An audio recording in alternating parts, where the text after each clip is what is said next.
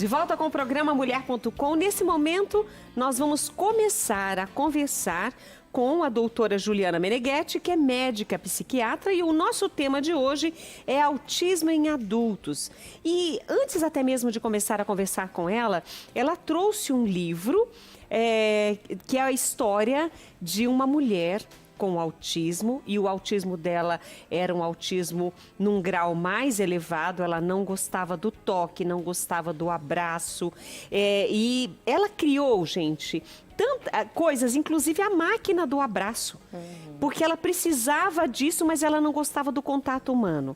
Mas por que eu estou falando isso? Porque existe o filme Temple Grandin, que conta a história dela. E só para vocês entenderem, ela criou um sistema no abatimento, né, ou para abater os animais, e ela via que eles sofriam. Ela conseguia ouvir e entender que aqueles animais eles estavam sofrendo.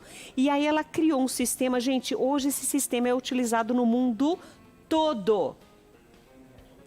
Então, vocês imaginem o seguinte, a inteligência dela de ouvir esses animais, de captar essa necessidade deles e criar esse sistema. E ela era autista.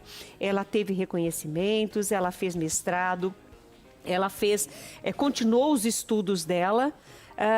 E aí a gente pensa assim, mas então ela é normal? E aí as pessoas acham, porque a pessoa ou não foi diagnosticada, ou porque é inteligente, porque faz as coisas, porque fala, ela não tem problema algum.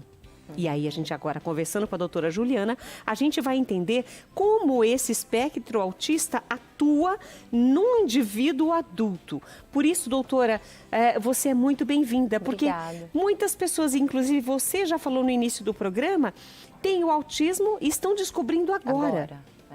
Uma coisa que eu acho importante falar é que o autismo, ele por ser uma condição do neurodesenvolvimento, ou seja, o cérebro ele já nasce com esse funcionamento. Não é algo que a gente desenvolve após a idade adulta, tá? Então, não existe um adulto que virou autista. Ele sempre foi autista, mas ele não teve esse diagnóstico, ele não teve, enfim, esse reconhecimento na infância. E hoje, principalmente os casos mais leves, né, que conseguem aí passar... São quase imperceptíveis. Sim, normalmente a maior dificuldade é a questão social, a questão da interação, do relacionamento, a interpretação da linguagem não verbal, então dos nossos sinais, das nossas expressões, daquilo que a gente fala que é subliminar, que são as piadinhas, né? Mas as pessoas vão aprendendo, né, mesmo, até porque o funcionamento intelectual, a inteligência é normal. Então, eles vão com o tempo, às vezes, são aquelas pessoas que ficam um pouquinho mais sem graça, não entendem piada, parecem mais tímidos. E aí, depois, com o passar agora do tempo, conforme a gente vem falando muito sobre o autismo, principalmente nos adultos, essas pessoas falam, nossa, mas será que é por isso que o barulho me incomoda tanto? Será que é por isso que eu tenho essa dificuldade, essa seletividade alimentar? Eu não gosto de cheiro, eu não gosto de comer. Será que é por isso que eu sou tão rígido, que eu gosto de tudo certinho? Mudanças me incomodam muito? Porque essas coisas não são vistas no geral, né? São diferenças invisíveis, como o nome do livro. Então você olha para aquela pessoa que tem um estereótipo totalmente neurotípico, mas ela tem sensações e pensamentos, manias, vamos dizer, que são muito diferentes das pessoas que estão dentro aí do funcionamento normal, que a gente fala que é neurotípico. E aí é muito legal, porque essas pessoas se culpam muitas vezes por pensarem, por sentirem diferenças e diferente, e aí elas se encontram, né? Aí elas se entendem. Então, muitas vezes a gente não faz nada, nenhuma mudança relacionada à medicação, não precisa tomar remédio, não precisa mudar de emprego, mas é o fato daquela pessoa entender o que acontece com ela. Por que é tão difícil ir ao shopping? Por que é tão difícil mudar a rotina? Por que é tão difícil, por exemplo, ficar num ambiente com tanta claridade, sendo que para a maioria das pessoas não é, né? Então, eu acho que hoje a procura vem muito por isso. Então, esses Mas autistas hoje existe adultos... muito mais divulgação também. Sim, exatamente. Então, destes sintomas, destas posturas de quem está, né, que vive e que desde saber já está no espectro autista. Então, hoje as redes sociais, enfim, as informações que são divulgadas de todas as formas, trazem mais recursos desse entendimento. Mas espera aí, eu sou assim, eu tenho isso, né? Não é, as pessoas se reconhecem nesses sintomas, se identificam nesses sintomas. Se identificam muito mais. E outra coisa, hoje a nossa classificação para esses critérios do autismo mudou. Antigamente, a gente precisava que a criança não falasse oralmente, né? Então que não emitisse palavras, não formasse frases. Hoje a gente não usa mais isso. A criança pode até falar, mas às vezes aquelas palavras elas não têm o significado esperado para a idade, não é uma comunicação que se faz possível, mesmo que haja palavras, né? Então essas pessoas adultas que hoje procuram também essa ajuda pelo autismo, tempos atrás elas falavam, eu não posso ser autista porque eu falei quando eu era pequenininho, eu falei na idade certa, eu falei antes dos 2 anos e hoje isso já não é mais um critério. Então, ela pode ter falado, mas ela tem todos os outros comemorativos que fazem a gente entender que ela tem um funcionamento diferente. Né? Geralmente, as síndromes, elas se repetem, né? Em várias da mesma forma. família. No caso, por exemplo, os sintomas eles se repetem no grau de cada autismo ou a mesma situação muda de indivíduo para indivíduo? Muda totalmente. O autismo ele é uma condição extremamente heterogênea, por isso que hoje a gente não fala mais autismo típico, síndrome de Asperger, a gente fala transtorno do espectro autista. Só o transtorno do espectro autista. Porque é um transtorno, é um espectro, na verdade, né? Então você tem pacientes que têm o mesmo nível de autismo, o mesmo grau, por exemplo, um nível 1, que seria um autismo super leve, em que um não tem tanta dificuldade na comunicação social, né, e na interação, mas tem muita dificuldade, por exemplo, nas mudanças de rotina, na questão da sensibilidade, da hiper ou da hipossensibilidade, né, como a Temple Grant tinha muito, deve ter até hoje. Então, o mesmo indivíduo não, são indivíduos diferentes, que estão no mesmo nível de autismo, mas com sinais e sintomas totalmente diferentes, heterogêneos, assim como nós.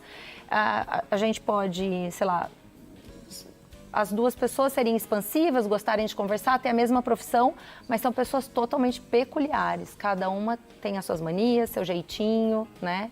E é a mesma coisa no autismo. Então, é por isso que é tão difícil para as pessoas acreditarem assim, não é possível que ele seja autista, que é muito diferente daquele outro autista. Mas sim, todo mundo é diferente, eles também são diferentes, né? Então vai funcionar de maneira diferente, no mesmo grau, e de maneira diferente, então nos indivíduos diferentes. Isso. Até porque depende muito da questão dos estímulos, dos recursos que aquela pessoa desenvolveu ao longo dos anos, como ferramenta para se adaptar à família, para se adaptar ao trabalho, para se adaptar a situações sociais. Então, por exemplo, tem autistas que naturalmente entendem que eles não podem com ambientes que são muito barulhentos. Então, eles procuram um emprego, né, uma situação que seja mais confortável sensorialmente. Geralmente essa área da TI tem muitos autistas, né? Sim. Se é que a gente pode falar assim. Adoram. A gente usa esse termo na referência autista? Sim, não é... Para não usar sempre, olha, pessoa... Que está dentro do espectro autista. A gente fala assim, autistas... não há nenhum preconceito, né, em usar esse termo. Porque a gente tem que tomar muito cuidado com a linguagem hoje em dia. Exato. E eu quero usá-la de maneira correta, por isso que eu estou lhe perguntando. Sim. O autismo em si, qualquer pessoa pode nascer com esse problema, não necessariamente alguém que já tenha sido diagnosticado, ou no caso de um irmão, a próxima criança que nascer também vai ter. A mãe às vezes se preocupa com isso. Sim, muito. Como existe, né, um componente genético muito importante no transtorno do espectro autista, normalmente na família, pode ser um tio, um avô, a irmã. É muito comum a gente identificar outros familiares com os mesmos sintomas. E às vezes no consultório, até uma situação... Eu não costumo ser muito, assim, tímida para falar. Então, quando eu identifico sinais no pai ou na mãe, eu acabo trazendo isso também, né? Porque eu acho que é importante para o pai perceber que ele vive bem, ele tem filhos, ele é casado, que ele também pode estar dentro do espectro. Então é muito comum no consultório eu fazer o diagnóstico de uma criança e identificar um dos pais dentro do espectro. Bom, ele não vai parar, eu vou colocar aqui, já ficou a sugestão do filme para o pessoal assistir em casa, e do né? livro também, é muito legal. E do livro, o livro ele sempre traz muito mais recursos para que a sua imaginação veja, e o filme já facilita tudo, né? Já traz tudo pronto para você ver e entender a história dela, que vale a pena assistir, viu, gente? Agora, no caso, por exemplo, o autismo em adultos, você falou que tem uma paciente já de 70 anos, que há 3 anos ela foi diagnosticada. Quer dizer, para ela, como esse adulto se descobre e fala, nossa, eu tenho isso? Sim. Para ela especificamente foi libertador, mas para a maioria é. Porque ela sofria muito com as questões sensoriais, ela sofria muito com a dificuldade de interpretar algumas piadas, algumas situações até familiares, em que ela não entendia muito bem se as pessoas estavam tratando ela bem, se aquilo era um jeito de ser indiretamente mal educado, né? E as pessoas que conviviam com ela também achavam estranho. Então, assim, nossa, mas por que ela é sempre tão cansada? Por que nenhum aspirador de pó funciona? Porque todo aspirador, ela reclama do barulho. E isso, quando a gente não entende o motivo que faz com que um indivíduo tenha essas dificuldades, a gente começa a achar o quê? Que a pessoa é chata. E não é uma questão de chatice, é dificuldade mesmo. Então, hoje, a família respeita muito mais as dificuldades dela, ela mesma se respeita. Então, assim, e a mulher, ela consegue imitar muito mais o neurotípico, né? A gente tem essa facilidade. Então, ela não se obriga a algumas situações sociais que são muito desagradáveis, que depois vão dar uma exaustão, algo que a gente chama de meltdown, em que você, né, derrete, vamos dizer assim, você se cansa tanto, se exaure tanto que depois você não consegue nem funcionar nos próximos 2 dias. Então, para ela, assim, mudou a vida dela. Não foi uma procura para esse diagnóstico, ela me procurou achando que ela tinha TDAH e depois de muitas consultas eu acabei pensando nessa questão do autismo, enfim, por diversas situações em que ela me contava e muitos sinais que eu observei. E aí a gente pediu ajuda para uma neuropsicóloga, fez uma avaliação neuropsicológica, conversamos muito, né, sobre essa possibilidade e aí eu consegui fechar o diagnóstico, mas no começo a família não aceitou muito bem, não.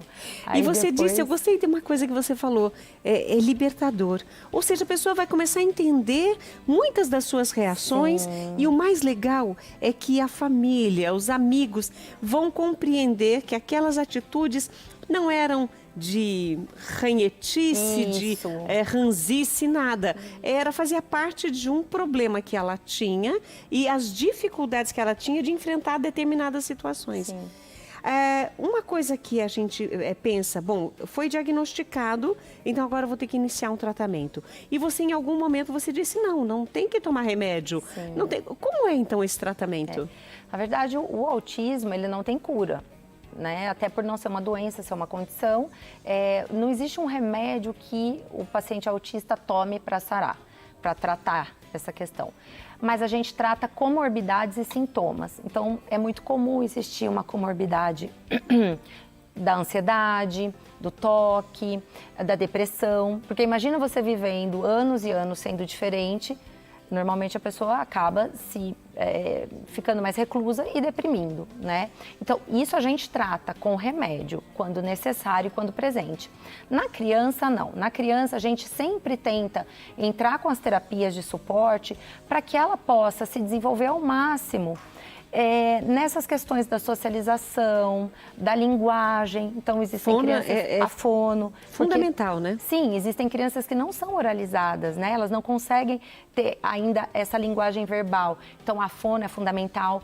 A terapeuta ocupacional, por conta das questões sensoriais, porque existem autistas que são hipossensíveis, mas tem aqueles que são hipersensíveis. Então, tem os que precisam do peso, do abraço, né? Ou de algo que seja mais firme. Existem aqueles que não gostam de nada relando, que só usam uma roupa específica, um tecido específico, que não toleram as etiquetas.